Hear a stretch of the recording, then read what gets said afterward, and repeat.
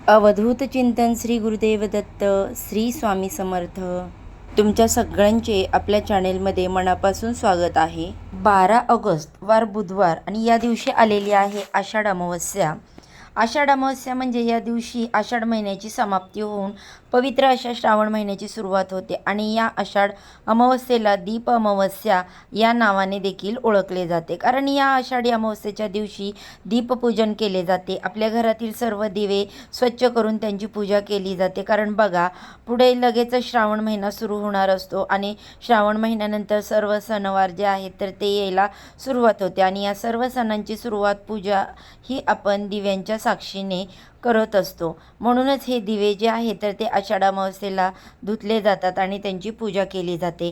आता प्रत्येक महिन्यामध्ये अमावस्या तिथी येते आणि प्रत्येक अमावस्येचं महत्त्व हे सुद्धा वेगवेगळं असतं. जेव्हा आपण या दीप अमावस्येच्या दिवशी दिवे प्रज्वलित करत असतो तर त्या दिव्यांच्या प्रकाशाने माता लक्ष्मी आपल्या घराकडे आकर्षित होत असते आणि आपल्या घरात अखंड स्वरूपात वास करते. आपल्या घरातील ज्या काही पैशाच्या समस्या आहेत तर त्या दूर करत असते आणि आपल्या घराची भरभराट होते. आणि म्हणूनच या दिवशी प्रत्येकाने आपल्या घरात असणारे सर्व दिवे स्वच्छ करून संध्याकाळी सर्व दिवे एका पाटावर ठेवून ते तुम्हाला प्रज्वलित करायचे आहेत आणि हे दीप अमावस्या जी आहे तर ती तुम्हाला साजरी करायची आहे. दीप अमावस्याचा प्रारंभ 11 ऑगस्टला रात्री 1:53 होणार आहे आणि अमावस्येची समाप्ती 12 ऑगस्टला रात्री 11:06 होणार आहे.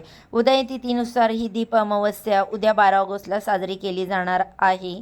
या अमावस्येच्या दिवशी आपण काही प्रभावी उपाय आणि सेवा केल्या तर त्या खूप जास्त प्रभावी ठरतात.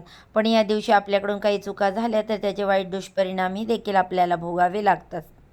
भरपूर वेळा काय होतं की आपल्याला काही गोष्टी माहीत नसतात आणि आपल्याकडून या चुका होऊन जातात. अगदी आपण जाणून बुजून या चुका करत नाही, पण चुका झाल्यावर आपण जी काही पूजा करतो, जी काही सेवा करतो त्या सेवेला आपल्याला फळ मिळत जे आहे ते नाही, उलट त्याचा दुष्परिणामच आपल्यावर होत असतो आणि त्याचे आपल्याला तोटे भोगावेच लागतात. उद्या दीप अमावस्या आहे त्यामुळे प्रत्येक घरामध्ये दिव्यांची पूजा जी आहे तर ती केली जाणार आहे. परंतु वास्तुशास्त्रानुसार राहू काळामध्ये कोणतीही पूजा जी आहे तर ती चुकूनही करायची नाही. जर तुम्ही या 2 तासाच्या राहू काळामध्ये उद्या दिव्यांची पूजा केली तर त्या पूजेचं कोणतंही फळ तुम्हाला मिळणार नाही.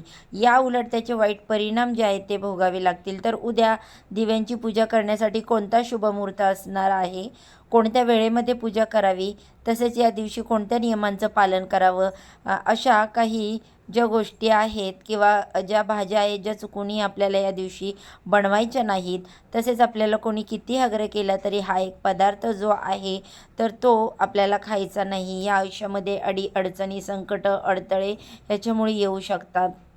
तर या आषाढ दीप अमावस्येच्या दिवशी काय करावे, काय करू नये, दिवांची पूजा कोणत्या 2 तासात राहू काळामध्ये करू नये, पूजेचा शुभमुहूर्त कोणता असणार आहे याबद्दलची संपूर्ण माहिती या व्हिडिओमध्ये मी तुम्हाला देणार आहे. त्यामुळे व्हिडिओ स्किप न करता शेवटपर्यंत नक्की पहा. चॅनेलवर पहिल्यांदा नवीन आला असाल तर चॅनेलला सबस्क्राईब करा. तसेच बाजूला असणारे बेल आयकॉन देखील प्रेस करा, ज्यामुळे मी जेव्हा पण माझ्या चॅनेलवर नवीन व्हिडिओ अपलोड करेल त्याचे नोटिफिकेशन सर्वात आधी तुम्हाला भेटेल आणि तुम्ही एक पण व्हिडिओ मिस करणार नाही. आता बघा, या दिवशी दीप अमावस्या आहे आणि दुसऱ्या दिवशी लगेच श्रावण महिना सुरू होणार आहे. तर या दिवशी अनेक स्त्रिया काही वस्तूंची खरेदी करत असतात. आपण आपल्या या आषाढ अमावस्येच्या दिवशी अशा काही वस्तू मी तुम्हाला सांगत आहे तर त्या वस्तूंची खरेदी तुम्ही चुकूनही करू नका. त्यामध्ये पहिली वस्तू आहे मीठ. तर या दिवशी आपल्याला मिठाची खरेदी करायची नाही. झाडू, लोखंडाच्या वस्तू यासुद्धा आपल्याला खरेदी करायच्या नाही. त्यामध्ये बघा, कारण काय असतं, या वस्तू खरेदी केल्या तर आपल्या पितरांना त्या समर्पित होतात. कारण अमावस्येचा दिवस हा त्या पूर्वजांना समर्पित असतो आणि आषाढ अमावस्या ही आपल्या पितरांच्यासाठी समर्पित असते. म्हणून ह्या ज्या वस्तू आहेत तर त्या वस्तूंची खरेदी आपल्याला या आषाढ अमावस्येच्या दिवशी आवर्जून टाळायची. त्याचबरोबर अमावस्येच्या दिवशी तेलाने मालिश करू नये असं सुद्धा म्हटलं जातं. घरामध्ये लहान बाळ असेल किंवा व्यक्ती असेल, मोठी व्यक्ती असेल तर या दिवशी तेलाने मालिश जी आहे ती अजिबात त्याची करायची नाही. त्याचा थेट संबंध हा पितराशी जोडला गेला आहे आणि अमावस्या हा चंद्राच्या संक्रमणाचा काळ मानला जातो. या दिवशी नकारात्मकता वाढलेली असते. सूर्यसंक्रमणाच्या काळातही नकारात्मकता वाढलेली असते आणि या सर्व कारणांसाठी या दिवशी तेलाने मालिश करू नये. त्याचबरोबर या आषाढ अमावस्येच्या दिवशी एक गोष्ट सर्वांनी आवर्जून लक्षात ठेवायची आहे. ज्या दिवशी तुम्हाला कोणती एखादी वस्तू खायला दिली तर ती चुकूनही खाऊ नका. शक्यतो काही सफेद रंगाच्या वस्तू असतात, मग पांढऱ्या रंगाची मिठाई असेल, खीर असेल, इतर पांढऱ्या रंगाचे कोणतेही पदार्थ असेल, पेढा असेल तर तो अजिबात खाऊ नका.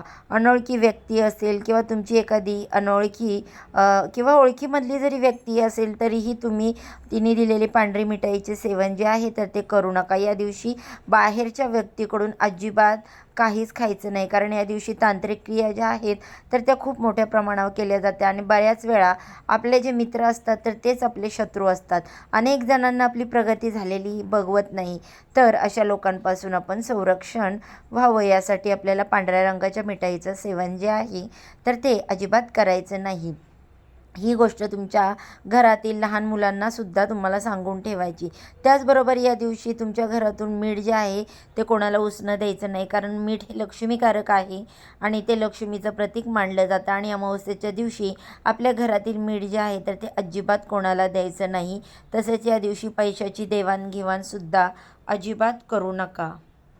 आता बघा, कोणत्या वेळेमध्ये आपल्याला देवींची पूजा करायची नाही, तर पहा, दीप अमावस्या ही संपूर्ण दिवसभर आणि रात्री 11 वाजेपर्यंत असणार आहे. आपण प्रत्येकजण आपल्या वेळेनुसार दिव्यांची पूजा करत असतो. बरेच जण सकाळीच पूजा करतात, काही जण दुपारी करतात, काही जण संध्याकाळी करत असतात. पण या दीप अमावस्येला पूजा करण्याची जी शुभ वेळ आहे तर ती सायंकाळचीच असते. सायंकाळी अंधार पडतो आणि जेव्हा आपण हे दिवे प्रज्वलित करतो तेव्हा त्या दिव्यांचा लख्ख प्रकाश पडतो आणि त्यामुळे आपल्या घरात भरभराट होते. म्हणून जर तुम्हाला शक्य झालं तर संध्याकाळीच आपल्याला दीपपूजन जे आहे तर ते करायचं. आता हे दीपपूजन करण्यासाठी शुभ मुहूर्त सांगितले गेले आहेत, तर तुम्हाला संध्याकाळी पूजा करायचा वेळ नसेल तर तुम्ही सकाळी देखील पूजा करू शकता. सकाळी बघा 6:30 वाजल्यापासून ते 9:30 वाजेपर्यंत एक शुभ मुहूर्त आहे, तर या काळामध्ये तुम्ही दिव्यांची पूजा करू शकता. आणि जर तुम्ही संध्याकाळी पूजा करणार असाल तर संध्याकाळीसुद्धा एक शुभ मुहूर्त आहे. तर सायंकाळचा जो शुभ मुहूर्त आहे तो प्रदोष काळामध्ये म्हणजे 6:50 ते रात्री 8:20 असणार आहे. तर या वेळेमध्ये तुम्ही संध्याकाळी दिव्यांचे पूजन जे आहे तर ते करू शकता. आणि पिंपळाच्या झाडाजवळ जर या वेळेमध्ये तुम्हाला दिवा लावणं शक्य झालं तर अतिशय उत्तम. आता आपल्याला उद्या राहू काळामध्ये चुकूनही दीपपूजन जे आहे तर ते करायचं नाही. वैदिक ज्योतिषशास्त्रानुसार दररोज 90 मिनिटांचा काळ हा राहू काळ असतो आणि हा राहू काळ छायाग्रहांचा प्रभावामुळे अशुभ मानला जातो. त्यामुळे कोणतीही पूजा किंवा शुभकार्य केल्याने त्यात अडथळे, अपयश येण्याची शक्यता असते, कारण या 1.5 तासाच्या काळात वातावरणात नकारात्मक ऊर्जा ही वाढलेली असते आणि म्हणून आपण केलेल्या पूजेचं किंवा सेवेचं आपल्याला कोणतंच फळ मिळत नाही. या व्यतिरिक्त त्याचे वाईट दुष्परिणाम आपल्याला भोगावे लागतात. तर उद्या 12 ऑगस्ट आषाढ अमावस्येच्या दिवशी राहू काळ जो आहे तो दुपारी 12:35 सुरू होणार आहे आणि दुपारी 2:10 असणार आहे.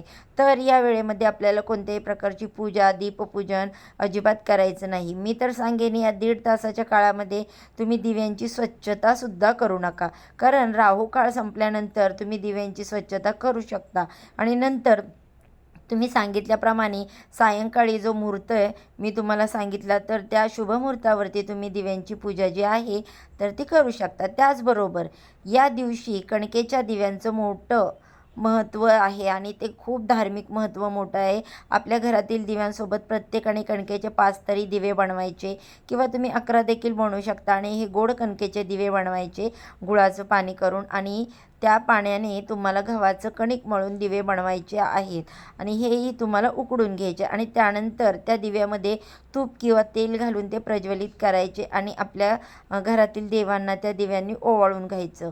जे दिवे आपण धुवून काढले आहेत तर ते सुद्धा प्रज्वलित करून कणकेच्या दिव्यांनी त्यांना ओवाळायचं आहे आणि नंतर आपल्या घरातील जे वंशाचे दिवे आहेत म्हणजेच आपली मुलं बाळं त्यांनासुद्धा या दिव्यांनी ओवाळून घ्यायचं. आता मगाशी मी चुकून तूप बोलले, पण जर मुलांना ओवाळायचं असेल तर दिव्यांमध्ये तूप घालू नका, तेलच घाला. या दिवशी मुलांचं औक्षण जे आहे तर ते केलंच पाहिजे. हे खूप जास्त शुभ मानलं जातं. या दिवशी कणकेच्या दिव्यांनी मुलांचं औक्षण केल्याने मुलांच्या मागची इडापिडा किंवा अडचण असेल तर त्या दूर होतात आणि त्यांना उत्तम आरोग्य प्राप्त होतं. त्यांच्यावर कोणतंही संकट येत नाही. या दिवशी काळजीने आपल्या मुलांवर हात उचलायचा नाही. आपल्या मुलांना अपशब्द बोलायचे नाहीत, कारण या दिवशी दीपपूजनाची अमावस्या आहे. लेकराबाळांकडून आपल्याला बघा, लेकरांवरून ही ओवाळून ही अमावस्या साजरी करत असतो. म्हणून महिलांनो, ताईंनो, चुकूनही मुलांवरती हात उगारू नका. त्यांना प्रत्येक गोष्ट जी आहे ती प्रेमाने सांगा. नक्कीच मुलं ऐकतील. तसेच या दिवशी वांग्याचं सेवन करू नका. मसूर डाळीचं सेवनसुद्धा या दिवशी करायचं नाही, किंवा मुळा, दुधी भोपळा जो आहे तर त्याचं सेवनसुद्धा या दिवशी केलं जात नाही. ही अत्यंत महत्त्वाची माहिती मला तुमच्यापर्यंत शेअर करायची होती. व्हिडिओ आवडला असेल तर व्हिडिओला लाईक करा, चॅनेलवरती नवीन आला असाल तर सबस्क्राईब करा आणि हा व्हिडिओ आपल्या मित्रपरिवारांसोबत जास्तीत जास्त शेअर करा. चला तर मग भेटू अशाच पुढच्या एका नवीन व्हिडिओसोबत. तोपर्यंत सर्वांना श्री स्वामी समर्थ.